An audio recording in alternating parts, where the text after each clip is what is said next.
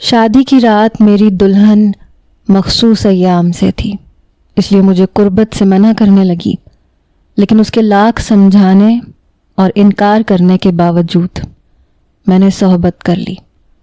اگلے 3 روز وہ درد سے تڑپتی رہی، لیکن کسی کو کچھ بتا نہ سکی۔ عجیب بات یہ ہوئی کہ اس رات کے بعد نہ جانے کیوں مجھے اچانک سے مردانہ کمزوری ہونے لگی۔ میں ساری رات کوشش کرتا رہ جاتا لیکن کچھ بھی نہ کر پاتا۔ میری بیوی بھی پہلی رات کے بعد مجھ سے دور دور رہنے لگی۔ یہ سب میری مردانہ انا کو گوارا نہ تھا۔ ایک روز میں نے مردانہ طاقت کی کچھ گولیاں کھا لی۔ اس رات میں نے بیوی کا وہ حشر کیا کہ میرا نام جنید ہے، میں گھر کا سب سے بڑا بیٹا تھا۔ میری زندگی کا ہر دن اس احساس کے ساتھ گزرتا تھا کہ ذمہ داری کا سارا بوجھ میرے کندھوں پہ ہے۔ جب میں 25 سال کا تھا تو لوگ مذاق میں کہا کرتے تھے کہ ابھی تو وقت ہے، لیکن سال پہ سال گزرتے گئے اور میری عمر 35 تک پہنچ گئی، مگر میری شادی کا کہیں کوئی نام و نشان تک نہیں تھا۔ میں اپنے بہن بھائیوں کے لیے سب کچھ کرتا تھا۔ چھوٹی بہنوں کی پڑھائی سے لے کے ان کی شادی تک کا خرچہ میں نے ہی اٹھایا تھا، یہاں تک کہ ان کے جہیز کا ہر ایک سامان میں نے اپنے ہاتھوں سے خریدا تھا۔ ان کی خوشیوں کے لمحوں میں نے خود کو بھلا دیا تھا، مگر کسی نے میرے بارے میں نہیں سوچا۔ میرا ایک چھوٹا بھائی بھی تھا جو مجھ سے کافی ضدی تھا۔ اس کی عادت تھی کہ اپنی ہر بات منوانا۔ اس نے اپنی پسند سے شادی کی، ضد کر کے سب کو حیران کر دیا، حالانکہ اس کا نمبر ابھی آیا ہی نہیں تھا، مگر اس کی ضد کے سامنے سب ہار گئے اور میری زندگی ایک ہی جگہ رکی رہی۔ اب گھر میں صرف میں ہی رہ گیا تھا جو کما کے لاتا تھا اور خرچ سب پہ ہوتا تھا، مگر میری شادی کی بات کوئی نہیں کرتا تھا۔ میں نے دل ہی دل میں سوچا کہ اگر میں گھر میں پیسے دینا بند کر دوں تو شاید ان کو احساس ہو، اور پھر میں نے یہی کیا۔ اب ماں کو بھی خیال آنے لگا کہ میرا بھی گھر بسانا ضروری ہے۔ انہوں نے لڑکی ڈھونڈنے کی بات شروع کر دی۔ دن گزرتے گئے، لڑکی ملتی ہی نہیں تھی۔ کبھی بات آگے بڑھتی تھی، کبھی رک جاتی تھی۔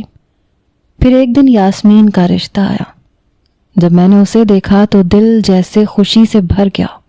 وہ جوان تھی، خوبصورت تھی، اور اس کی مسکراہٹ میں ایک ایسی کشش تھی جو سیدھا دل کو چھو جاتی تھی۔ منگنی ہو گئی، مگر شادی تک پہنچنے میں پھر وقت لگ گیا۔ لڑکی والوں کی طرف سے ہر بار کہا جاتا کہ ابھی کچھ تیاری باقی ہے، ہمیں 7-8 مہینے چاہیے۔ میں اب 36 کا ہو گیا تھا اور انتظار کا ہر دن میرے لیے ایک امتحان تھا۔ میں یاسمین کے بارے میں سوچتا تو دل میں ایک بے قراری سی اٹھتی۔ میں چاہتا تھا کہ جلدی سے وہ میری زندگی کا حصہ بن جائے۔ پھر ایک دن میری دعائیں قبول ہوئیں۔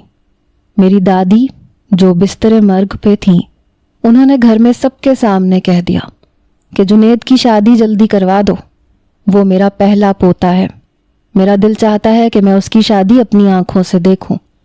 ہم نے یہ بات لڑکی والوں کو کہہ دی اور کہا کہ دادی کے پاس زیادہ وقت نہیں ہے، اس لیے جمعے کی شادی رکھ لیتے ہیں، مگر انہوں نے کہا کہ یہ ممکن نہیں ہے، معاملات بگڑ جائیں گے۔ میں سوچ میں پڑ گیا کہ ایسا کون سا معاملہ ہے جو بگڑ جائے گا، مگر انہوں نے تفصیل نہیں بتائی۔ ہم نے بھی صاف کہہ دیا کہ یا تو جمعے کو شادی کریں یا پھر ہم 1 سال تک بارات لائیں گے ہی نہیں۔ کچھ دیر بعد وہ مان گئے۔ یوں میری شادی ہو گئی، مگر دل میں یہ سوال آج بھی تھا کہ وہ جمعے کے دن شادی کیوں نہیں کرنا چاہتے تھے۔ خیر، اب وقت خوشی کا تھا۔ میں اپنے کمرے میں جانے والا تھا، میرا وہ کمرہ جو آج ایک نئے رنگ میں سجایا گیا تھا اور جہاں میری بیوی میرا انتظار کر رہی تھی۔ برسوں تک میں نے دیکھا تھا کہ میرا بھائی اپنی بیوی کے ساتھ اپنے کمرے میں ہنستا کھیلتا جاتا ہے، امی ابو اپنے کمرے میں ہوتے ہیں، بہنیں اپنے گھروں میں خوش تھیں، اور میں اکیلا اپنے کمرے میں بیٹھا رہتا تھا۔ لیکن آج پہلی بار میرا کمرہ بھی کسی کی موجودگی سے مہک رہا تھا۔ میں خوشی کے عالم میں قدم بڑھا رہا تھا کہ اچانک میری ماں سامنے آ گئی اور میں رک گیا۔ پتہ نہیں اب کون سی رسم باقی تھی، میں نے تو دودھ پلائی بھی دے دی تھی، راستہ رکائی بھی دے دی تھی، سارا پیسہ لٹا دیا تھا۔ مگر ان کی آنکھوں میں ایک اور ہی بات تھی۔ میری ماں دروازے کے بیچوں بیچ کھڑی تھی اور میں حیران سا رک گیا، جیسے کوئی اچانک سامنے آ کے میرے قدموں کی رفتار چھین لے۔ ان کے ہاتھ میں ایک سفید رنگ کی چادر تھی۔ اب میں کوئی 18 یا 20 سال کا جوان تو تھا نہیں جس کو پتہ نہ ہو کہ میری ماں کیا چاہتی تھی۔ میں سمجھ گیا کہ ان کے دل میں کیا ہے، ورنہ میرے کمرے میں جانے سے پہلے وہ مجھے سفید رنگ کی چادر کیوں دیتی؟ یہ چادر میرے لیے نہیں تھی۔ انہوں نے نظریں اٹھا کے میری طرف دیکھا جیسے کوئی پرانا حساب چکانے جا رہی ہوں، پھر آہستہ آہستہ کچھ الفاظ پڑھ رہی تھی جن کا مطلب میں پوری طرح سمجھ نہیں پا رہا تھا، مگر لہجے میں ایک عجیب سا تحفظ اور دعا شامل تھی۔ وہ کبھی میرے پیشانی پہ ہاتھ رکھتی، کبھی پیٹھ پہ ہلکی سی تھپکی دیتی، جیسے کہہ رہی ہوں کہ اب تم ایک نئی زندگی کے ایک نئے دروازے میں قدم رکھنے جا رہے ہو اور میری دعائیں تمہارے ساتھ ہیں۔ اس لمحے مجھے یاد آیا جب بچپن میں اسکول جانے سے پہلے وہ میرے بال سنوار کے کہتی تھیں کہ کسی سے جھگڑا نہیں کرنا، محنت سے پڑھائی کرنی ہے، شام کو سیدھا گھر آنا ہے۔ آج بھی ان کی آنکھوں میں وہی ماں والی فکر اور پیار تھا۔ فرق بس اتنا تھا کہ آج وہ مجھے ایک اور سفر پہ بھیج رہی تھی، جو شاید زندگی کا سب سے لمبا اور سب سے اہم سفر تھا۔ انہوں نے میرے کندھے پہ ہاتھ رکھا، دوسرے ہاتھ میں چادر پکڑا کے بولی کہ تو میرا بڑا سمجھدار بیٹا ہے، تجھے مجھے سمجھانے کی ضرورت نہیں ہے، لیکن یہ لڑکی دوسرے خاندان سے آئی ہے، اپنی نہیں ہے۔ تیرے بھائی نے بھی محبت کی شادی کر لی تھی، لیکن وہ تو اس کی اپنی کزن تھی، ہماری آنکھوں کے سامنے پلی بڑی تھی، لیکن یہ پرائی ہے۔ تو میری بات سمجھ رہا ہے نا؟ میں نے کہا جی سمجھ رہا ہوں، لیکن ابھی ابھی آپ نے کیا پڑھا؟ وہ کہنے لگی ایک منتر ہے، وہ پڑھا ہے میں نے۔ مجھے بابا جی نے بتایا تھا کہ اگر اس طرح سے پڑھا جائے تو بیٹا کبھی بیوی کا غلام نہیں ہوتا۔ تیری تو عمر بھی گزر گئی ہے اور تیری بیوی بڑی خوبصورت بھی ہے۔ کہتے ہیں جب بڑی عمر کے مرد کو خوبصورت بیوی مل جاتی ہے تو اس کا دماغ خراب ہو جاتا ہے۔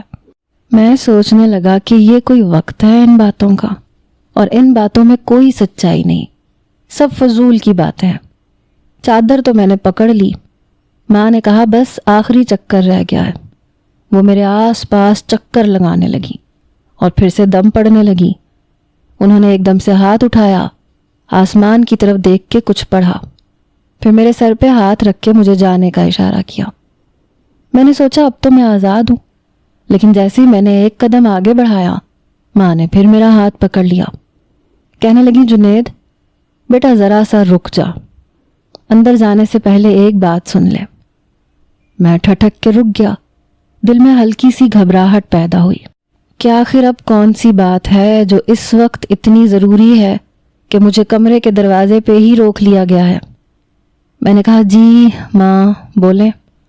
وہ گہری سانس لے کے بولی بیٹا عورت ایک نازک چیز ہوتی ہے، اس کا دل جیتنا ضروری ہوتا ہے، زور زبردستی یا سخت لہجہ کبھی نہ اپنانا۔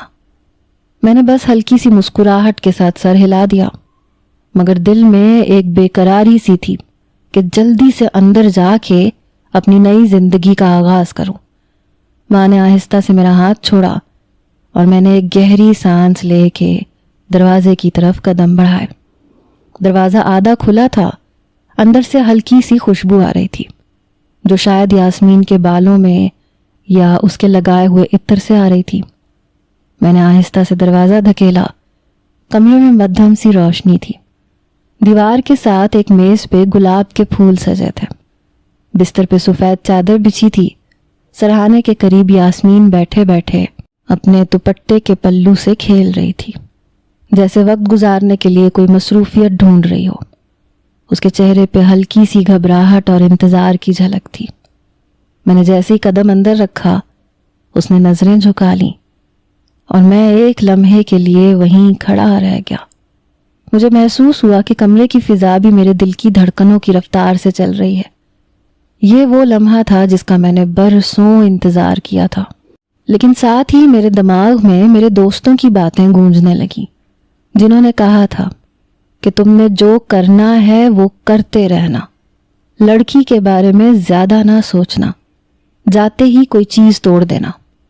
अगर वो तुमसे पानी मांगे तो कभी उसको पानी ना पिलाना, क्योंकि अगर तुमने पानी पिला दिया तो तुम सारी ज़िंदगी उसके ग़ुलाम बन जाओगे, और अगर इनकार कर दिया तो जीत जाओगे।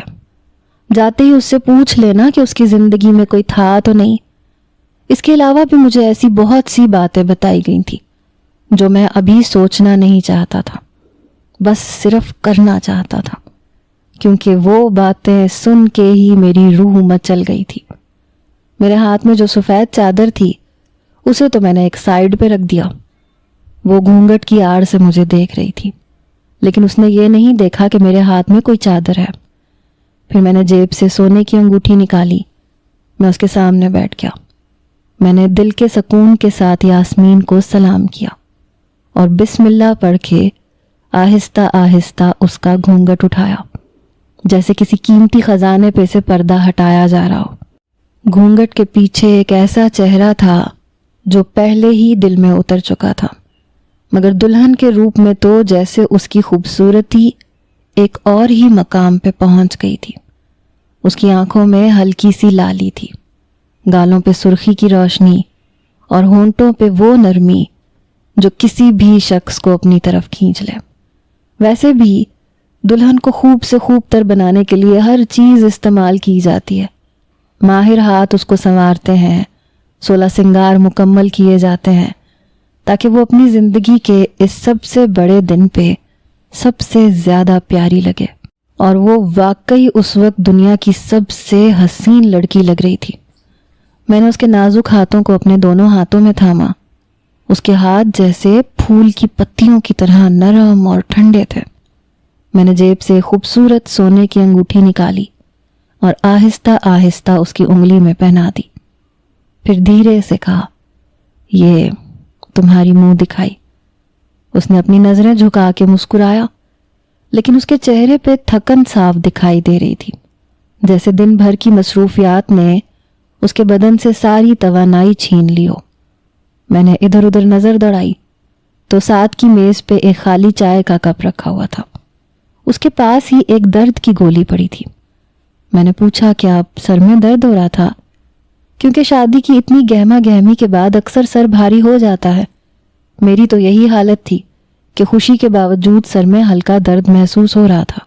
मगर उसने आहिस्तगी से कहा, नहीं, वो पेट में दर्द था, इसलिए मैंने भाभी से कह के चाय बनवाई थी और गोली भी खा ली थी।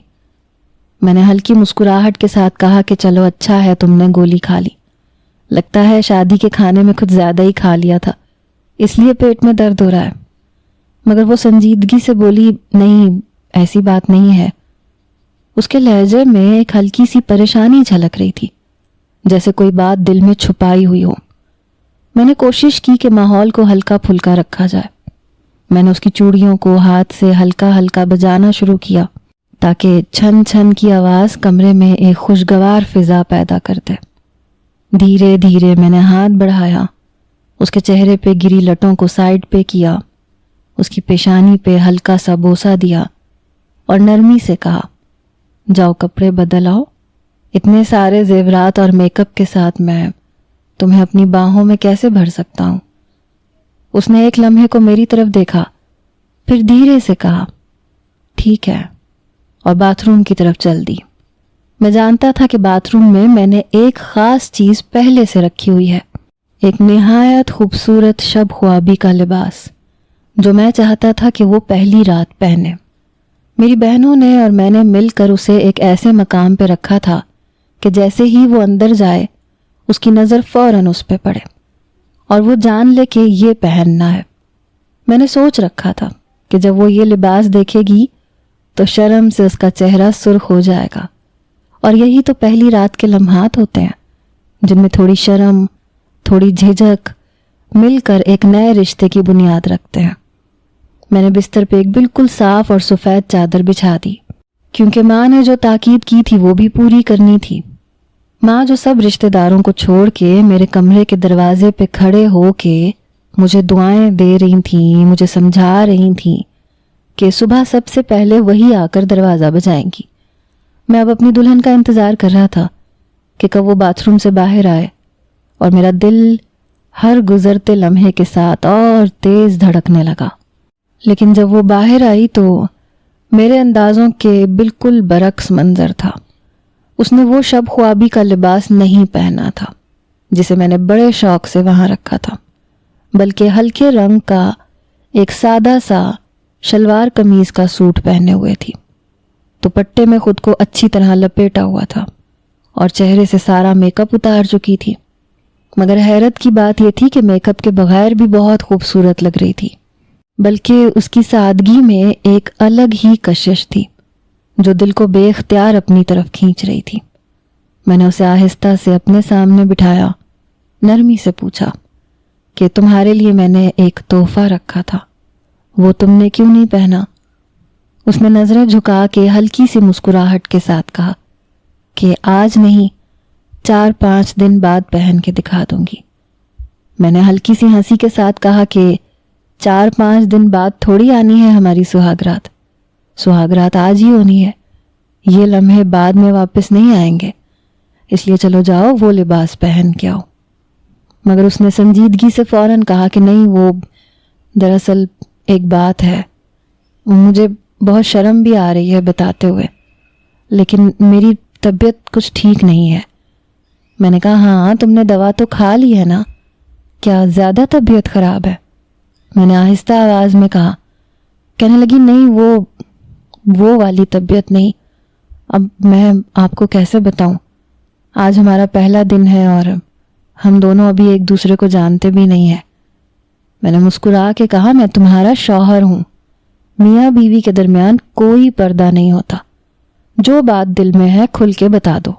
اس نے شرمیلی نظریں جھکاتے ہوئے کہا وہ میں مخصوص ایام میں ہوں، میرے مخصوص ایام چل رہے ہیں۔ یہ سنتے ہی میرے دل میں ایک دم خاموشی چھا گئی اور میں بات فوراً سمجھ گیا۔ میں نے گہری سانس لے کے کہا کہ پھر تو ان دنوں میں شادی نہیں رکھنی چاہیے تھی، تم نے کسی کو بتایا کیوں نہیں؟ اس نے دھیرے سے جواب دیا آپ لوگ شادی کی تاریخ جلدی جلدی مانگ رہے تھے، اور جب دن طے ہوئے اور ہفتے بعد شادی کی بات پکی ہوئی تب تک میں بالکل ٹھیک تھی، لیکن جب میں تیار ہونے کے لیے پارلر جا رہی تھی تو وہاں جاتے وقت مجھے اندازہ ہوا کہ میری طبیعت خراب ہو گئی ہے۔ پھر اس وقت کسی کو کیا بتاتی؟ وہ بولی کہ آپ نے ابھی کہا کہ آپ میرے اپنے ہیں، اس لیے آپ کو بتا رہی ہوں، ابھی آرام سے سو جاتے ہیں۔ میں نے نیم سنجیدگی اور نیم مایوسی سے کہا کہ آج کی رات بڑی شگن والی ہوتی ہے، اور پھر صبح ولیمہ کیسے حلال ہوگا؟ وہ ہلکی سی آہ بھر کے بولی کہ اب مجبوری ہے، کیا کر سکتے ہیں۔ اس کے لہجے میں بے بسی بھی تھی اور ایک نرمی بھی تھی، جیسے وہ خود بھی یہی چاہتی تھی کہ یہ لمحے ویسے ہی گزریں جیسے عام طور پہ شادی کی پہلی رات گزرتی ہے، مگر حالات اس کے برعکس نکلے۔ وہ بستر پہ جا کے لیٹ گئی، اسی چادر کے اوپر۔ اس نے چادر پہ شاید غور نہیں کیا اور میں دوسری طرف آ کے لیٹ گیا۔ میں نے ٹائم دیکھا تو ابھی رات کے 12 بج رہے تھے۔ ماں نے کہا تھا کہ صبح 7 بجے سے پہلے باہر چلے جانا، اس کے بعد میں مہمانوں کو اٹھانا شروع کر دوں گی، تو پھر وہ برا منائیں گے کہ تم ابھی تک دلہن کے کمرے میں پڑے ہوئے ہو، کیونکہ پھر ہم نے اندر آنا ہے، دلہن کو ولیمے کے لیے تیار کرنا ہے۔ یعنی ابھی 7-8 گھنٹے پڑے تھے۔ نیند تو مجھے بالکل بھی نہیں آ رہی تھی۔ میں نے اس رات کے لیے کیا کیا خواب سجائے تھے اور وہ سارے ٹوٹتے جا رہے تھے۔ میری بیوی میرے ساتھ اس کمرے میں موجود تھی، آج ہماری شادی کی رات تھی اور یہ رات ایسے گزرنے والی تھی۔ مجھے نیند نہیں آ رہی تھی، وہ بھی جاگ رہی تھی۔ تھوڑی دیر بعد میں نے اس سے کہا کہ میری طرف منہ کر کے لیٹ جاؤ۔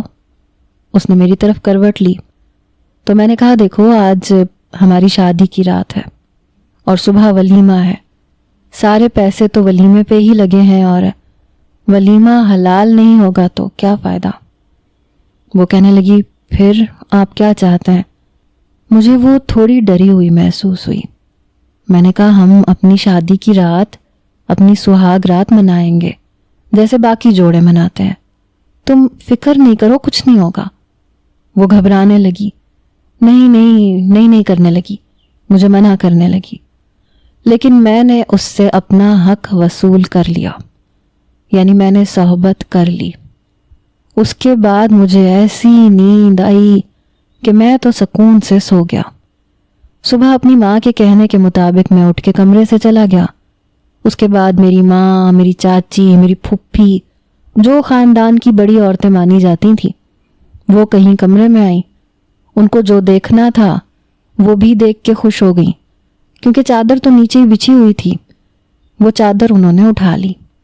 وہ میری بیوی کی شرافت اور پاک بازی کے گن گانے لگی کہ لڑکی تو بڑی اچھی نکلی، یہ تو بڑی پاک اور نیک لڑکی ہے، اچھے خاندان سے ہے، اس نے اپنے آپ کو اپنے شوہر کے لیے سنبھال کے رکھا ہوا تھا، یہ بہت اچھی بات ہے۔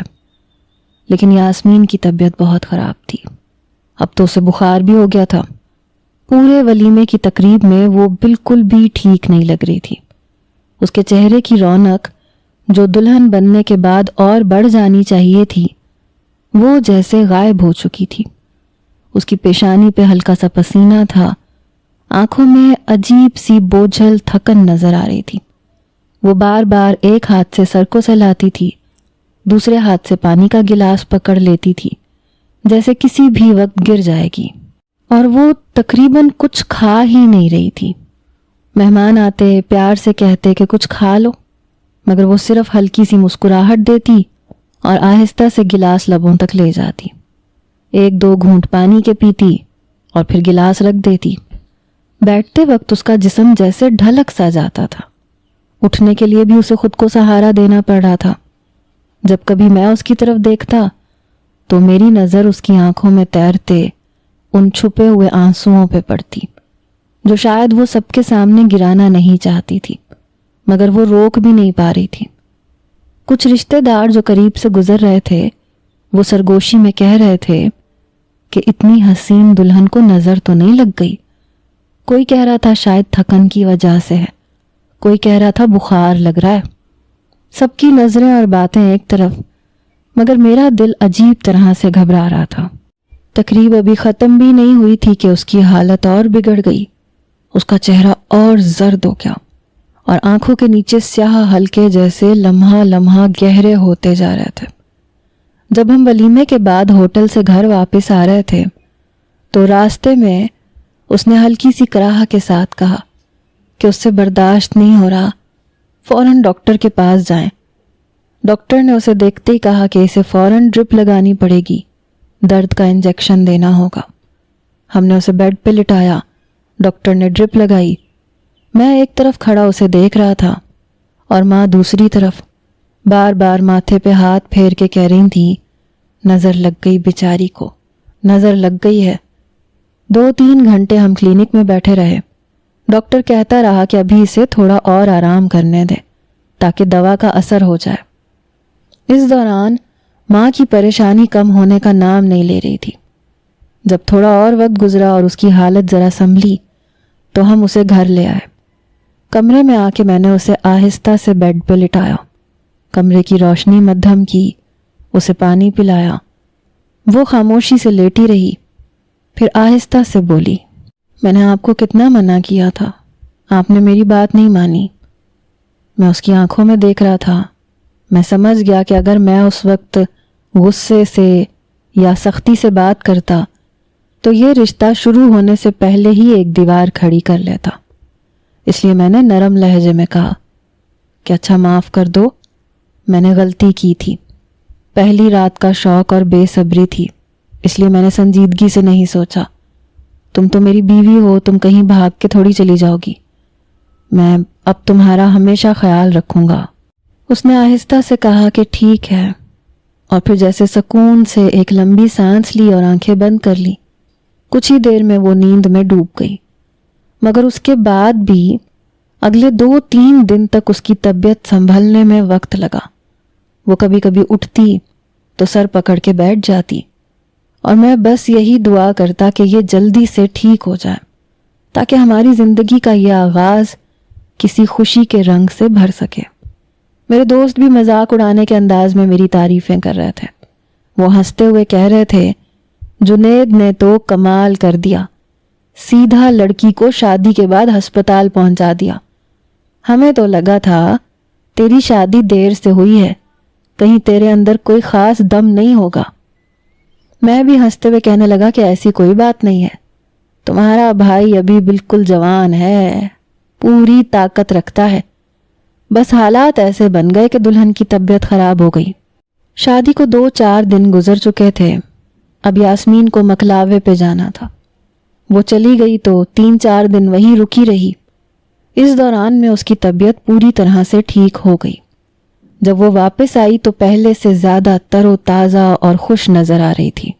اس کے چہرے کی رونق لوٹ آئی تھی اور آنکھوں میں ایک نرمی اور چمک تھی جو پہلے دنوں میں بیماری کے باعث دب گئی تھی.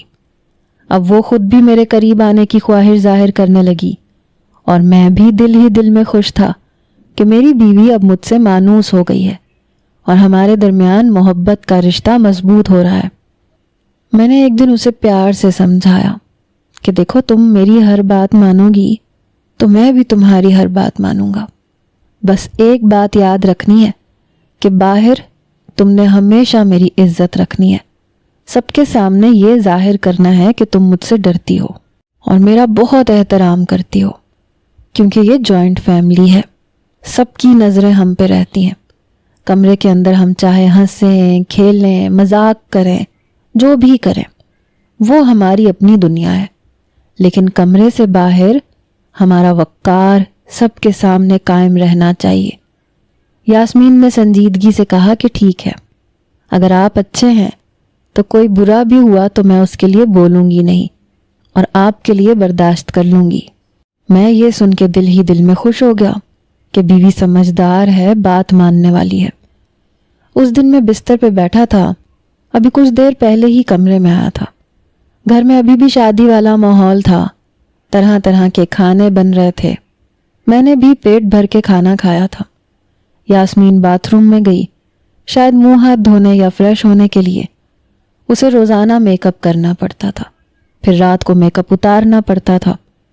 تھوڑی دیر بعد جب وہ باہر نکلی تو میرے تو جیسے 14 طبق روشن ہو گئے, کیونکہ اس نے وہی والا جوڑا پہن رکھا تھا جو میں نے پہلی رات کے لیے خاص طور پہ رکھا تھا, لیکن تب وہ پہن نہیں سکی تھی.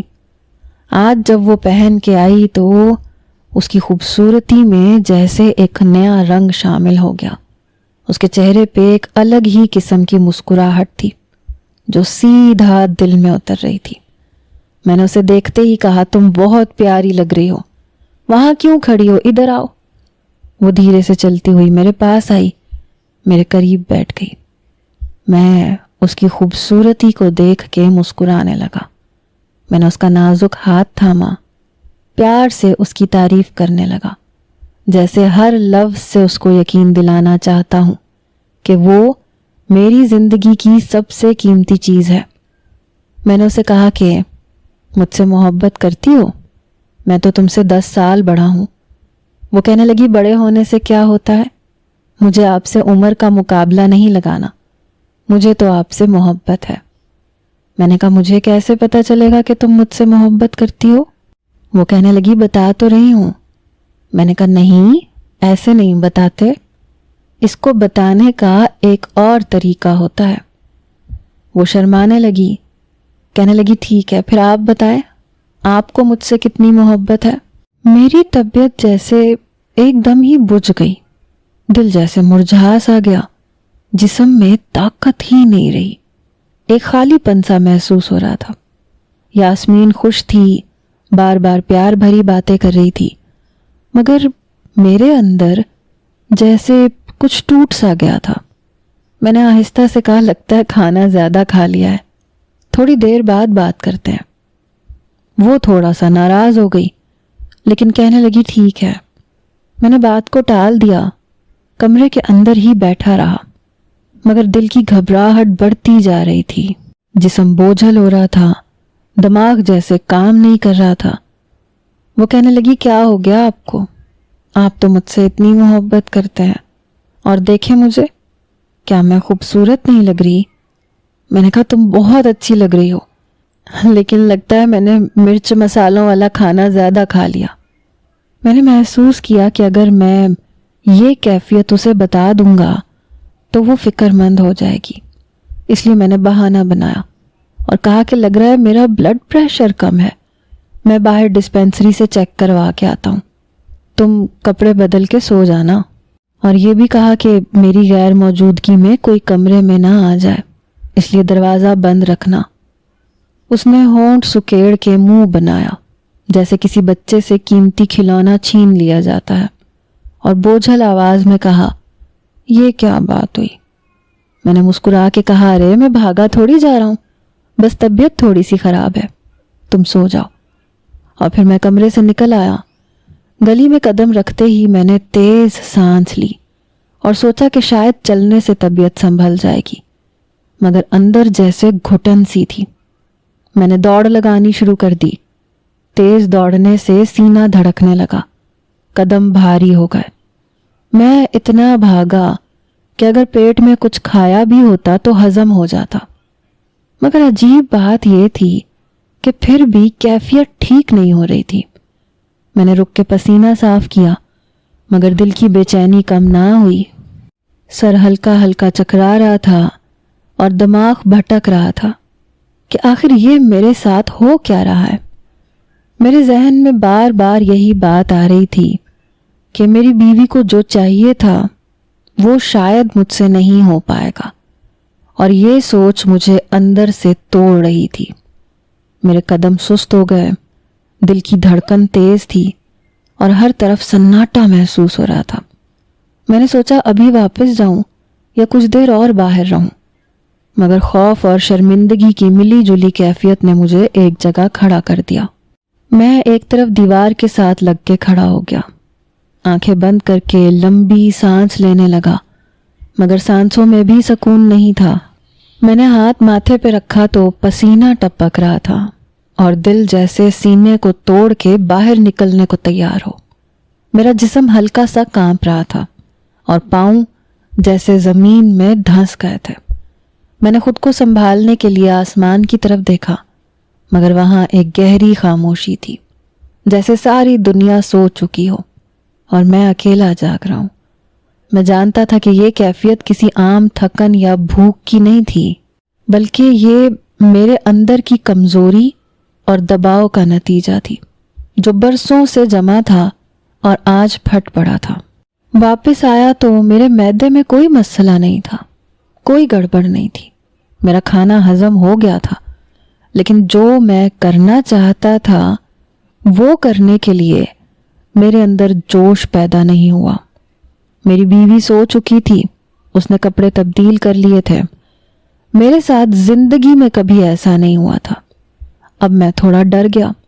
میرا ایک بہت قریبی دوست تھا، اتنا زیادہ قریبی کہ میں اس سے کوئی بھی بات کر لیتا تھا، اور اس کے بھی میرے پاس بہت سے راز تھے۔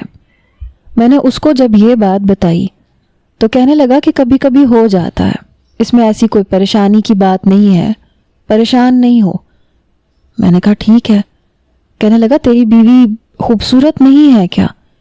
میں نے کہا یار بیوی بہت خوبصورت ہے، جوان بھی ہے، 10 سال چھوٹی ہے عمر میں مجھ سے۔ وہ کہنے لگا پھر تو تیرے ساتھ ایسا نہیں ہونا چاہیے، اور ابھی تو شادی ہوئی ہے۔ شادی کے شروع کے 2-2.5 سال بڑے قیمتی ہوتے ہیں، گولڈن پیریڈ ہوتا ہے۔ اس کے بعد پھر بچوں کی ٹینشن، ضلالتیں، عمر کا تقاضا، بیوی کا پرانا ہو جانا، اچھا نہ لگنا، یہ سارے کام بعد میں ہوتے ہیں، تجھے شروع میں یہ سب کچھ ہو رہا ہے۔ میں نے کہا مجھے کیا پتا، ایک تو میری شادی لیٹ کروائی ہے۔ اس نے کہا نہیں یار، مرد کبھی بوڑھا نہیں ہوتا، لیٹ شادی ہونے کا کوئی جواز نہیں ہے، تو اپنے دماغ پہ قابو پا، جس دن تیرا صحبت کرنے کا ارادہ ہو نا، اس دن تو کھانا کم کھایا کر۔ میں نے کہا ہاں یہی وجہ ہو سکتی ہے۔ میں نے سارا الزام کھانے پہ ڈال دیا تھا، اور اگلے دن میں نے رات کا کھانا بالکل بھی نہیں کھایا۔ میں نے یاسمین سے کہا کہ پھر سے موڈ بنا لو۔ وہ کہنے لگی کل کی طرح مجھے چھوڑ کے بھاگ تو نہیں جائیں گے؟ میں نے کہا ارے نہیں نا، ایسی بات تھوڑی ہے، تمہیں چھوڑ کے میں کیسے بھاگ سکتا ہوں، بس تم موڈ بنا لو۔ وہ کہنے لگی ٹھیک ہے۔ اس کا موڈ بن گیا، لیکن پھر میرا موڈ نہیں بن رہا تھا۔ میرے ساتھ وہی سب کچھ ہوا۔ میں نے جان بوجھ کے فون پہ میسج دیکھ کے کہا کہ او ہو، میرے دوست کا ایکسیڈنٹ ہو گیا، مجھے فوراً جانا ہوگا، اور میں گھر سے باہر نکل گیا۔ یہی والا دوست تھا جس کا میں نے ایکسیڈنٹ کروایا تھا، لیکن میں روز روز سب کا ایکسیڈنٹ تو نہیں کروا سکتا تھا۔ یہ مسئلہ وہاں سے شروع ہو گیا۔ یہ تو وہی بات ہوئی کہ گنجے نے گنج کروائی تو اولے پڑنا شروع ہو گئے۔ ابھی تو میری شادی ہوئی تھی اور یہ سب کچھ بھی ابھی ہونا تھا۔ ایک مرد کے لیے یہ کتنی خطرناک صورتحال ہو سکتی ہے، یہ مرد ہی سمجھ سکتا ہے، اور وہ بھی ایسا مرد جس کی ابھی ابھی شادی ہوئی ہو اور اتنی جوان اور خوبصورت بیوی ہو۔ تقریباً 2 ہفتے ایسے ہی گزر گئے، جیسے ہر دن مجھ پہ بھاری پتھر کی طرح گرا ہو۔ وقت کی رفتار تو عام سی تھی، لیکن میرا دل اور دماغ ایک بھاری بوجھ کے تلے دب گئے تھے۔ ہر دن میرے لیے ایک نیا زخم تھا اور ہر رات ایک نیا خوف۔ میں نے آہستہ آہستہ یہ حقیقت مان لی تھی کہ میں مردانہ کمزوری کا شکار ہو گیا ہوں۔ یہ سوچ میرے وجود کو اندر سے کھا رہی تھی۔ میری بیوی بھی اب پہلے جیسی نہیں رہی تھی۔ وہ مجھ سے بات تو کرتی تھی، لیکن اس کی آنکھوں میں وہ چمک اور خوشی ختم ہو چکی تھی جو شادی کے دنوں میں تھی۔ اب وہ جیسے دور دور رہنے لگی تھی۔ وہ پاس آتی تو میں خود کو حقدار ہی نہیں سمجھتا تھا کہ اسے قریب بلاؤں۔ وہ اگر بیٹھی ہوتی تو میں دل میں سوچتا کہ اب اس کے پاس جا کے کیا کروں اور کس بات کا سہارا لوں کہ اسے میرے قریب آنے کا جواز ملے۔ جب وہ کمرے میں میرے قریب بیٹھتی تھی تو میری نظر زمین پہ ہی رہتی تھی۔ میں اس کے چہرے کی طرف دیکھنے سے بھی گھبراتا تھا، کیونکہ مجھے ڈر تھا کہ کہیں وہ میری آنکھوں میں وہ سب کچھ نہ پڑھ لے جو میں چھپانا چاہتا تھا۔ یہ سب میری مردانہ انا کے خلاف تھا۔ میں کسی کو یہ بات نہیں بتا سکتا تھا، نہ اپنے دوستوں کو، نہ اپنے بھائی کو، نہ کسی اور رشتہ دار کو۔ یہ بات میرے لیے کسی ذلت سے کم نہیں تھی۔ میں نے دل ہی دل میں سوچا کہ شاید انٹرنیٹ پہ اس مسئلے کا کوئی حل مل جائے۔ میں نے رات کو سب کے سونے کے بعد موبائل اٹھایا اور مختلف ویب سائٹس پہ جا کے تلاش شروع کر دی۔ ہر جگہ الگ الگ باتیں لکھی ہوئی تھیں، مگر میرا دل ایک خاص بات پہ آ کے اٹک گیا۔ وہاں کچھ لوگوں نے لکھا تھا کہ اگر آپ کی بیوی مخصوص ایام میں ہو اور آپ اس دوران صحبت کر لیں تو مرد کو بعد میں کمزوری کا سامنا کرنا پڑ سکتا ہے۔ یہ پڑھ کے میرے جسم میں سنسنی دوڑ گئی۔ میرے دماغ میں فوراً پہلی رات کا منظر گھوم گیا اور میں نے محسوس کیا کہ یہ سب کچھ شاید اسی ایک غلطی کی وجہ سے ہوا تھا۔ میں نے اپنے بالوں میں ہاتھ ڈال کے سر جھکا لیا اور ایک لمبی سانس لی۔ دل میں ایک عجیب سا بوجھ اتر گیا، جیسے کوئی بھاری پتھر دل پہ رکھا ہو۔ اس خیال نے میرے اندر مزید خوف پیدا کر دیا کہ ایک لمحے کی بے احتیاطی میری پوری زندگی کا روگ بن گئی ہے۔ اب یہ سوچ کے ہی میرا دل ڈوبنے لگتا تھا کہ آگے کیا ہوگا، میں کس طرح سے اس زندگی کو گزاروں گا۔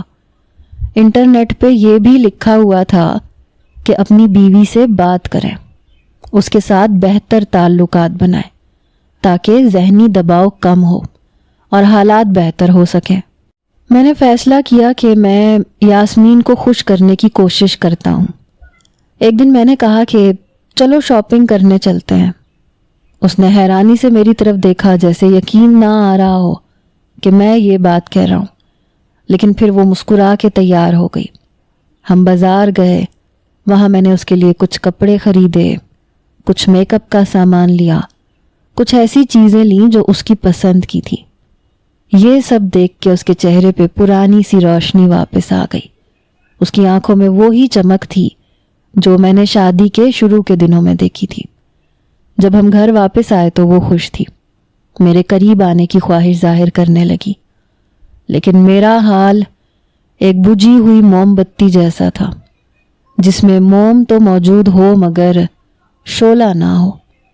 وہ میرے پاس آ کے بیٹھتی تھی، میں اس کی خوشبو محسوس کرتا تھا، لیکن میرے اندر کوئی حرارت پیدا نہیں ہوتی تھی۔ یہ سب میرے لیے اور زیادہ شرمندگی کا باعث بن رہا تھا۔ کچھ دن اسی حالت میں گزر گئے۔ ایک دن شام کے وقت یاسمین نے میرے پاس آ کے کہا، کیا آپ کو کیا ہو گیا ہے؟ کیا کوئی مسئلہ ہے؟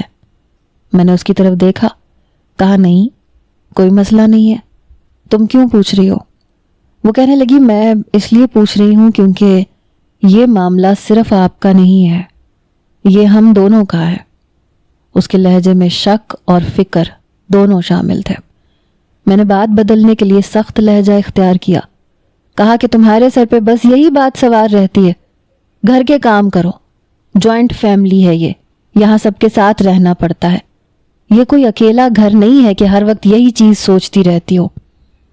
وہ میری بات سن کے چپ ہو گئی، لیکن اس کی خاموشی میں دکھ اور سوال دونوں چھپے ہوئے تھے۔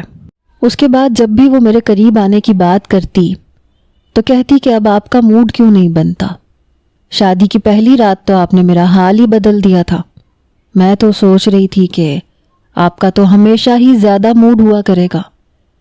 اس پہ میں آگے سے کوئی نہ کوئی بہانہ بنا دیتا تھا، کبھی کہتا تھا میں پریشان ہوں، کبھی کہتا کہ آفس میں مسائل ہیں، کبھی پیسوں کی فکر کا ذکر کر دیتا، کبھی کہتا کہ شادی میں بہت خرچہ ہو گیا ہے اس لیے قرض دار پیچھے پڑے ہوئے ہیں۔ میں ان بہانوں سے اسے مطمئن تو کر لیتا تھا، لیکن اپنے دل کو دھوکہ نہیں دے سکتا تھا، کیونکہ میں جانتا تھا کہ اصل میں ان میں سے کوئی بھی بات سچ نہیں تھی۔ اصل مسئلہ میرے وجود کے اندر تھا اور میں خود اس کا سامنا کرنے سے ڈر رہا تھا۔ میری بیوی اب مجھ سے سیدھے بات کرنے کے بجائے اشاروں کنایوں میں بات کرنے لگی۔ شروع میں یہ اشارے نرم اور میٹھے لگتے تھے، لیکن آہستہ آہستہ یہ میرے دل میں تیر کی طرح لگنے لگے۔ ایک دن ہم کچن میں بیٹھے چائے پی رہے تھے کہ اچانک وہ ہنس کے بولی، میرا دل کر رہا ہے تمہارا نام بدل دوں۔ میں نے حیرانی سے پوچھا کہ بھلا میرا نام کیوں بدلنا ہے؟ وہ مسکرا کے بولی کہ میں تو تمہارا نام میگی رکھ دینا چاہتی ہوں۔ میں نے دوبارہ حیران ہو کے پوچھا کہ اس بات کا کیا مطلب ہوا؟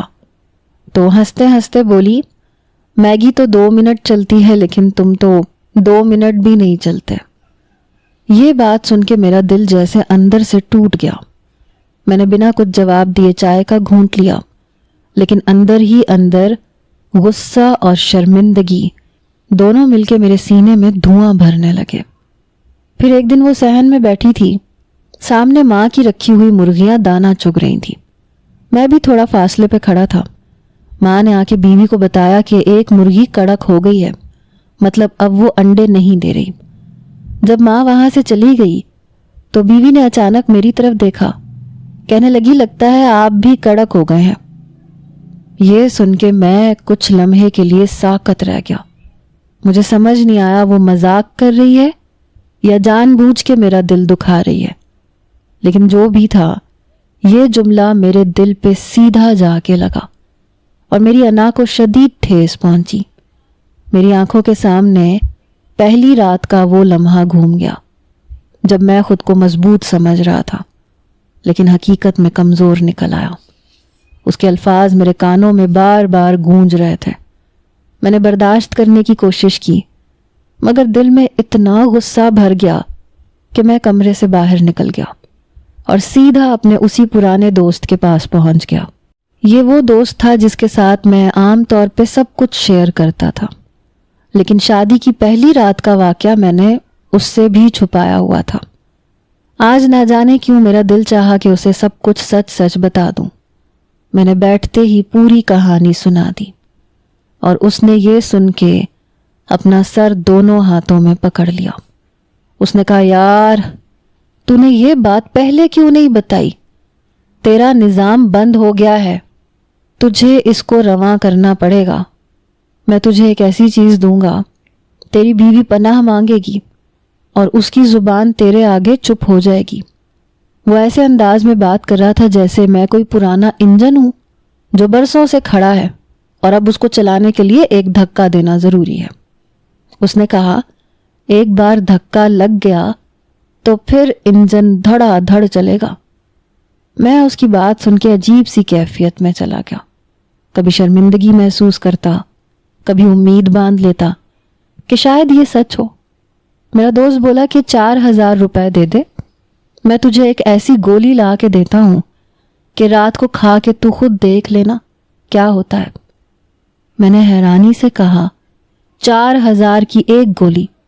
وہ بولا ہاں، ایک گولی ہی کافی ہے، اس کے بعد تیری بیوی کی زبان ہمیشہ کے لیے بند ہو جائے گی، وہ اتنی چپ ہو جائے گی کہ دوبارہ تجھ سے کوئی سوال نہیں کرے گی۔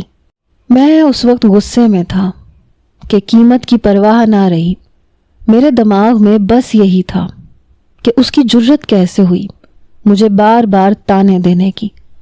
میں نے فوراً 4,000 روپے نکال کے دے دیے اور گولی لے لی۔ شام کو میں گھر واپس آیا، بیوی سے بڑے نرم لہجے میں کہا کہ آج ذرا موڈ بنا لو۔ وہ طنزیہ ہنسی، کہنے لگی موڈ تو روز بنتا ہے لیکن اس کا فائدہ نہیں ہوتا۔ میں نے اسے پیار سے کہا کہ نہیں، آج خاص دن ہے، تم بس تیاری کر لو۔ میرا دل اس وقت بالکل خالی تھا، نہ کوئی جذبہ تھا نہ کوئی حقیقی چاہت، لیکن میں نے مصنوعی نرمی اختیار کی تاکہ وہ مان جائے۔ میں نے اسے کہا کہ تم میری جان ہو، تم میری پیاری بیوی ہو، آج میں تمہیں خوش دیکھنا چاہتا ہوں۔ اس نے میرا لہجہ محسوس کیا، مسکرا کے بولی کہ ٹھیک ہے، اگر تم کہہ رہے ہو تو میں تیار ہو جاتی ہوں۔ اس کی خوشی دیکھ کے میرے اندر بھی کچھ نہ جاگا، لیکن میں نے چپ چاپ وہ گولی نکالی اور پانی کے ساتھ نگل لی۔ اب میرا دماغ صرف ایک ہی خیال میں تھا کہ آج سب کچھ بدل جائے گا اور وہ تمام تانے ہمیشہ کے لیے ختم ہو جائیں گے۔ مرد عورت کی اونچی آواز برداشت نہیں کرتا اور یہ مجھے مردانہ کمزوری کے تانے دے رہی تھی۔ اتنی اجازت اس کو کس نے دی؟ آج میں بہت جوش میں تھا، یہ گولی کا اثر تھا۔ وہ بھی شروع میں تو بہت خوش ہوئی، پھر معافیاں مانگنے لگی۔ صبح تک میں تو سکون سے سو گیا۔ جب میری ماں نے مجھے اٹھایا اور کہا کہ تیری بیوی کو ہسپتال لے کے گئے ہیں، میں نے تو انسان پیدا کیا تھا، تو جانور کیسے بن گیا؟ بہت بری حالت کی ہے اس کی۔ میں نے کہا کیا ہو گیا؟ وہ کہنے لگی ہم سے پوچھ رہا ہے کیا ہو گیا، تجھے نہیں پتا؟ میں نے کہا مجھے نہیں پتا، میں تو بیچ رات میں سو گیا تھا۔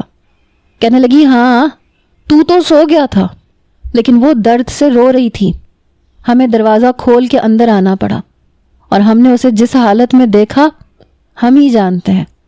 اب ہسپتال لے کے گئے ہیں، ڈاکٹر کہہ رہے ہیں کہ طبیعت خراب ہے، بلیڈنگ نہیں رک رہی اس کی۔ ہسپتال کی لمبی راہداری میں روشنی ٹھنڈی تھی اور ہر قدم ایک نئی خاموشی لے کے آتا تھا۔ میں اندر داخل ہوا تو یاسمین کے گھر والے بھی وہاں موجود تھے۔ ان کی نظریں میری طرف تھیں اور ان کی نظریں مجھے چھید رہی تھیں۔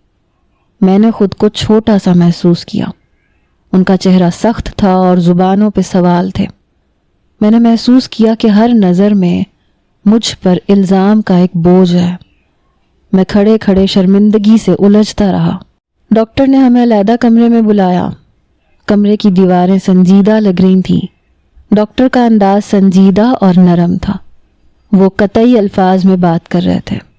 ان کی آواز میں وہی طبی حقیقت کی سختی تھی جو دل کو ہضم نہیں ہوتی تھی۔ انہوں نے کہا کہ یہ ذاتی معاملہ ہے، لیکن ایسے معاملات جب ہوتے ہیں تو ہمیں مریض کے مفاد میں بات کرنی پڑتی ہے۔ انہوں نے ایک گہری سانس لی اور کہا کہ آپ کے بیٹے نے کیا کیا ہے، اس کا اثر اس لڑکی پہ بہت سنگین رہا ہے۔ انہوں نے واضح کہا کہ آپ کی بہو کی بچے دانی پھٹ گئی ہے اور ہم نے بڑی مشکل سے اسے بچایا ہے، لیکن بچے دانی کو الگ کر کے نکالنا پڑا۔ اس کا مطلب یہ ہے کہ اب وہ کبھی ماں نہیں بن سکتی۔ یہ الفاظ میرے کانوں میں گونج اٹھے، میری سانسیں جیسے رک سی گئیں۔ میں نے اپنے ہاتھ اپنے منہ پہ رکھ لیے اور وہ لمحہ جیسے ٹھہر گیا۔ ماں کے چہرے پہ پہلے تو حیرت تھی اور پھر غم کا سمندر اٹھا۔ وہ بے اختیار الجھ گئی۔ اگر ان کے اختیار میں ہوتا تو وہ شاید ڈاکٹر کے منہ پہ تھپڑ مار دیتی۔ مگر انہوں نے اپنی آنکھوں میں رکھی ہوئی آگ کو اندر ہی اندر سہ لیا۔ وہ رکیں اور پھر خاموش ہو کے بیٹھ گئی۔ جب یہ خبر یاسمین کو بتائی گئی تو وہ تو سنبھل ہی نہ سکی۔ اس نے پہلے بے ترتیب سوال کیے، پھر اس کے کان بند ہو گئے، آنکھوں سے بے ساختہ آنسو جاری ہو گئے۔ اس کی چیخیں اور رونے کی آوازیں کمرے میں ایک دردناک موسیقی بن کے گھوم گئی۔ وہ بار بار کہتی رہی کہ یہ کیسے ہو گیا، یہ کیسے ہو سکتا ہے۔ وہ بے ہوش ہوتی رہی، پھر ہوش میں آ کے دوبارہ رونا شروع کر دیتی تھی۔ ڈاکٹروں نے اور نرسوں نے اس کا خاص خیال رکھا، مگر ہر بار جب وہ آنکھ کھولتی تو اس کے چہرے پہ وہی خالی پن نظر آتا۔ آپریشن کے بعد کا عرصہ صبر آزما تھا۔ پورا 1 مہینہ وہ ہسپتال میں رہی۔ اس 1 مہینے کا ہر روز کا بل پڑتا تھا اور ہر رات میرے اندر پچھتاوے کی آگ بھڑکتی تھی۔ ماں ہر روز ہسپتال آ کر اسے دیکھتی، واپس آ کے مجھے کہتی کہ مر جایا کر، روزانہ بیوی کی خبر لیا کر۔ وہ میرے قریب آ کے میری کمر تھپ تھپاتی، پھر مجھے سنبھالنے کی کوشش کرتی، مگر آنکھوں میں ان کے بھی غصہ چھلک رہا تھا اور محبت بھی تھی۔ یہ سب کچھ مجھے اندر ہی اندر میرے درد کو بڑھا رہا تھا۔ میں نے یاسمین سے بات کرنے کی کوشش کی، مگر وہ اکثر خاموش رہتی تھی۔ اس کی زبان پہ شاید غصہ تھا یا شاید ختم شدہ امید کا بوجھ۔ وہ جواب نہیں دیتی تھی۔ کبھی وہ صرف میرے سامنے بیٹھی رہتی اور آہوں بھری ہوا کی طرح دکھ میں ڈوبی رہتی۔ دنوں میں اس نے مجھ سے ناراضگی کا اظہار کیا، مگر معافی آسانی سے نہیں ملی۔ میں سمجھتا تھا کہ میں نے اس کی زندگی کی سب سے قیمتی چیز چھین لی۔ اس احساس نے مجھے اندر سے کھوکھلا کر دیا۔ آخر کار ہم اسے گھر منتقل کر سکے۔ اس کا جسم کمزور تھا، دل ٹوٹا ہوا تھا۔ ڈاکٹر نے واضح ہدایت دی تھی کہ 1 سال تک کوئی بھاری کام نہیں کرنا اور ابتدائی کچھ ماہ مکمل آرام کی ضرورت ہے۔ میں نے دل میں قسم کھا لی تھی کہ میں اس کا خیال رکھوں گا۔ ماں نے پوری طرح اس کی دیکھ بھال سنبھال لی۔ ماں دن رات ہسپتال کے دنوں میں بھی متواتر وہاں جاتی رہی، اس کے چھوٹے موٹے کام کرتی رہیں، کھانا بنوا دیتی تھیں، پھر واپس آ کے اس کا کمرہ صاف رکھتی تھیں۔ اس سے برتن یا کپڑے نہیں دھلواتی تھیں تاکہ کہیں وہ جلدی تھک کے گر نہ جائے۔ مہینوں نے صورت بدلی، مگر دلوں کے زخم آہستہ آہستہ بھرے، مگر پوری طرح نہیں بھرے۔ 6 ماہ گزر گئے۔ میں اور یاسمین ایک دوسرے کے قریب آ رہے تھے، مگر فاصلے کی لکیر ابھی تک برقرار تھی۔ وہ ہلکی پھلکی گھریلو ذمہ داریاں اٹھانے لگی تھی، کھانا بنا دیتی تھی، تھوڑی بہت گھر کی صفائی کر لیتی تھی، مگر بھاری بوجھ اٹھانے سے گریز کرتی تھی۔ یہ سب اس کی جسمانی کمزوری کا نتیجہ تھا، اور شاید اس کا وہ خوف بھی تھا جو کبھی ختم نہ ہو سکے۔ میں روزانہ اس کے پاس بیٹھتا تھا، مگر ہم دونوں کی باتیں اکثر ادھوری رہ جاتی تھیں۔ وہ کبھی کبھار مجھ سے آنکھ ملاتی، لیکن فوراً اپنا چہرہ موڑ لیتی۔ کبھی وہ ہاتھ پکڑ لیتی، لیکن وہ گرم جوشی نہیں ہوتی تھی جو شادی کے آغاز میں ہوتی تھی۔ میں نے بار بار کوشش کی کہ اسے پیار دوں، مگر وہ مجھے مکمل طور پہ اپنی طرف آنے نہ دے سکی۔ شاید وہ مجھے معاف نہیں کر پائی، یا شاید وہ اندر سے ٹوٹ کے خود کو سنبھال رہی تھی۔ گھر کے لوگ ہمیں دیکھ کے سرگوشیاں کرتے تھے، مگر ہم نے ان کی باتوں پہ توجہ نہ دی۔ ماں نے کہا کہ وقت علاج کرے گا۔ میں نے دل میں کہا کہ شاید وقت کے ساتھ دن بدل جائیں، مگر راتوں میں جب مدھم روشنی ہوتی ہے تو مجھے اپنی غلطی کی گہرائی کا احساس بار بار جگاتا تھا، اور میں خود کو معاف نہیں کر پاتا تھا۔ میں نے سوچا کہ میں نے اپنی بیوی کی امیدوں کو توڑ دیا۔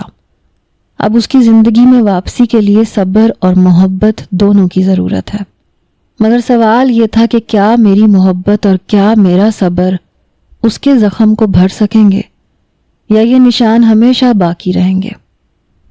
اس دن شام کا وقت تھا۔ ماں صوفے پہ ٹانگیں سیدھے کیے بیٹھی تھیں۔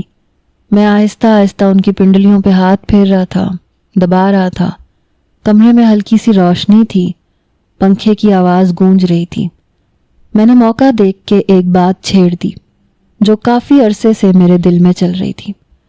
میں نے کہا ماں، یہ یاسمین تو اب کسی کام کی نہیں رہی، بس گھر کے کام کر لیتی ہے، بچے تو اس سے پیدا نہیں ہو سکتے، ایک کام کریں میری دوسری شادی کروا دیں، میں اسے نہیں چھوڑوں گا، یہ بھی گھر میں ہی رہے گی، لیکن نسل بھی تو آگے بڑھانی ہے نا اس خاندان کی۔ یہ بات میں نے عام سے انداز میں کہی تھی، جیسے کوئی روز مرہ کی تجویز ہو۔ میری بات سنتے ہی میری ماں کا چہرہ اچانک سخت ہو گیا، ان کے ماتھے پہ بل پڑ گئے، آنکھوں میں ایسی چمک آئی جیسے اندر آگ بھڑک اٹھی ہو۔ وہ ایک دم سیدھی ہو کے بیٹھ گئی، پھر کچھ سوچے سمجھے بغیر انہوں نے ہاتھ اٹھایا اور زور سے میرے گال پہ ایک تھپڑ دے مارا۔ تھپڑ کی آواز کمرے میں گونجی۔ میں چند لمحے ساکت بیٹھا رہا، حیران بھی تھا، شرمندہ بھی تھا۔ ماں نے غصے سے کانپتی ہوئی آواز میں کہا، تیرے جیسی اولاد کی نسل نہیں بڑھانی مجھے، اور نسل تو تیرے بھائی نے بڑھا دی ہے اس خاندان کی، اس کی بیوی نے 2 بیٹے پیدا کر کے دے دیے ہیں، تو اس بات کو یہیں ختم کر دے۔ ان کے الفاظ چاقو کی طرح میرے کانوں میں گھس رہے تھے۔ ماں نے رکنے کا نام نہیں لیا۔ وہ کہنے لگی، دوسری شادی کروا کے ایک اور لڑکی کی زندگی برباد کرے گا؟ جو ظلم تو نے یاسمین کے ساتھ کیا ہے وہ کم ہے کیا؟ اب کسی اور پہ بھی وہی کرنا چاہتا ہے؟ میں تیری کوئی دوسری شادی نہیں کرواؤں گی، اسی کے ساتھ گزارا کرنا ہے تجھے، اور کل سے اگر تو نے اسے باتیں سنائی یا اس پہ ہاتھ اٹھایا یا کوئی ایسی حرکت کی تو یاد رکھ، میں تیری اس سے بھی طلاق کروا دوں گی، اور دوسری شادی کا تو سوال ہی پیدا نہیں ہوتا۔ میں ماں کو دیکھتا رہ گیا۔ یہ الفاظ کسی ماں کے نہیں بلکہ ایک ایسی عورت کے لگ رہے تھے جو کسی کے حق میں انصاف کی دیوار بن کے کھڑی ہو گئی تھی۔ مجھے اس وقت یہ لگا جیسے وہ میرا ساتھ دینے کے بجائے اس لڑکی کا سہارا بن گئی ہے۔ میں اندر سے جھنجھلا بھی گیا، لیکن ماں کے اس انداز نے میرے دل پہ اثر بھی کیا۔ میں خاموش ہو گیا، سر جھکا لیا۔ اس دن کے بعد میں نے کبھی دوبارہ دوسری شادی کا ذکر نہیں کیا۔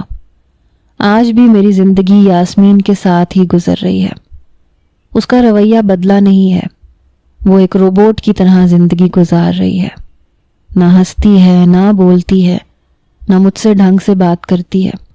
صبح اٹھتی ہے، گھر کے کام کرتی ہے، کھانا بناتی ہے، صفائی کرتی ہے، کپڑے دھوتی ہے، پھر اپنے کمرے میں جا کے خاموش بیٹھ جاتی ہے۔ وہ اپنی ذمہ داریاں پوری کر دیتی ہے، لیکن بیوی کے طور پہ وہ جیسے کہیں کھو گئی ہے۔ اس کی آنکھوں میں وہ زندگی نہیں ہے جو کبھی میں نے دیکھی تھی، اور میں بھی بس اب اس خاموشی کا حصہ بن چکا ہوں۔ میری حالت اب اس گھر میں ایک ایسے شخص کی ہے جس کی کوئی عزت باقی نہیں رہی۔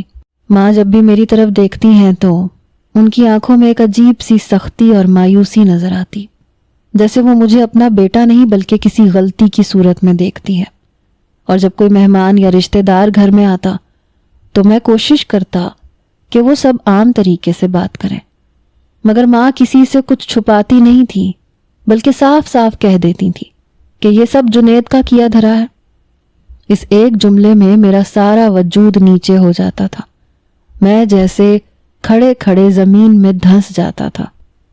کبھی کوئی مہربانی جتانے کی کوشش کرتا، ماں کو کہتا کہ آپ اس بات کو چھوڑیں، بھول جائیں سب کچھ، لیکن ماں ایسی کسی بھی ہمدردی کو فوراً چپ کروا دیتی اور کہتی کہ یہ بھولنے والی بات نہیں ہے، اس نے ایک عورت کی زندگی برباد کی ہے، اور اب یہ اس کے کفارے کے بغیر کیسے آزاد ہو سکتا ہے۔ یہ الفاظ میرے دل کو چیر کے رکھ دیتے تھے۔ میں خاموش بیٹھا رہتا تھا، جیسے میرے پاس اپنی صفائی میں کہنے کو کچھ ہو ہی نہیں۔ یاسمین کی ماں کے ساتھ تو ماں کی دوستی ایسے بڑھی جیسے برسوں پرانی سہیلیاں ہوں۔ وہ دونوں گھنٹوں بیٹھ کے باتیں کرتی، کبھی باورچی خانے میں، کبھی برآمدے میں، کبھی صحن میں، ہنستی مسکراتی، اور میں دور کمرے کے کونے میں بیٹھا یہ سب دیکھتا رہتا۔ ان کی باتوں میں اکثر میرا ذکر بھی ہوتا جو ہنسی میں لپٹا ہوا ہوتا، مگر میرے لیے وہ ہر جملہ تیر کی طرح دل میں لگتا۔ یاسمین کی ماں بھی مجھ سے ایسے ملتی جیسے میں کوئی اجنبی ہوں اور اس کی بیٹی کی زندگی میں بس ایک سزا کے طور پہ موجود ہوں۔ ماں کی یہ قربت اور میری یہ تنہائی دن بدن بڑھتی جا رہی تھی۔ اور میں اپنے ہی گھر میں پرایا محسوس کرنے لگا تھا۔